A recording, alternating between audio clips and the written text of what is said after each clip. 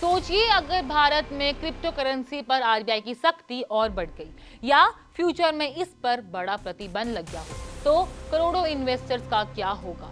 क्या उनका पैसा फंस सकता है? क्या बिटकॉइन, इथेरियम और दूसरे क्रिप्टो एसेट्स में निवेश करने वालों के लिए मुश्किलें बढ़ सकती हैं? आइए समझते हैं पूरी खबर। दरअसल रिजर्व बैंक ऑफ इंडिया यानी कि आरबीआई ने एक बार फिर से क्रिप्टो करेंसी को लेकर अपना कड़ा रुख दोहराया है। बता दें कि संसदीय समिति के सामने आरबीआई के अधिकारियों ने साफ कहा है कि क्रिप्टो एसेट्स और प्राइवेट स्टेबल कॉइन्स देश की फाइनेंशियल स्टेबिलिटी और इकोनॉमी के लिए बड़ा खतरा बन सकते हैं। आरबीआई का मानना है कि बैंकों और दूसरे रेगुलेटेड फाइनेंशियल इंस्टीट्यूशंस को क्रिप्टो से पूरी तरह दूर रखा जाना चाहिए।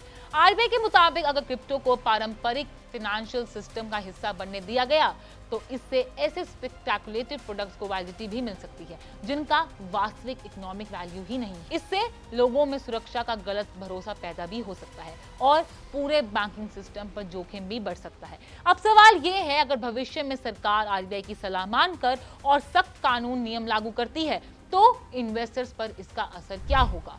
सबसे पहले बात करते हैं, नए इन्वेस्टमेंट रूल्स लागू भी हो सकते हैं। बैंक्स और रेगुलेटेड फाइनेंशियल कंपनीज के लिए क्रिप्टो से जुड़ना मुश्किल हो सकता है। इससे क्रिप्टो खरीदना, बेचना या उससे जुड़े फाइनेंशियल सर्विसेज का इस्तेमाल पहले से ज्यादा कठिन हो सकता है।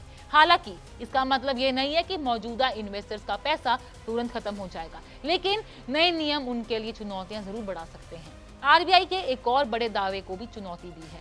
उसका कहना है कि भारत को दुनिया का सबसे बड़ा क्रिप्टो अडॉप्टर बताने वाली कई रिपोर्ट पूरी तरह से भरोसेमंद नहीं है। आरबीआई के आंकड़ों के अनुसार भारत में करीब 3.93 करोड़ केवाईसी वेरीफाइड यूजर्स हैं, जिनके पास लगभग 20,436 करोड़ रुपए के क्रिप्टो एसेट्स भी मौजूद हैं। आरबीआई ने खास तौर पर स्टेबल कॉइन को लेकर भी चिंता जताई है। उनका कहना है कि अगर इनका इस्तेमाल बड़े स्तर पर होने लगा तो इससे भारत की मॉनेटरी सोवरेनिटी, मॉनेटरी पॉलिसी और पेमेंट सिस्टम पर नकारात्मक असर भी पड़ सकता है। यही वजह है कि central bank private stable coin की बजाय सेंट्रल बैंक डिजिटल करेंसी यानी कि सीबीडीसी को बढ़ावा देने की बात कर रहे हैं। आरबीआई का यह भी मानना है कि क्रिप्टो का एक बड़ा हिस्सा फ्रॉड, स्कैम्स और इलीगल ट्रांजैक्शन से जुड़ा भी हो सकता है।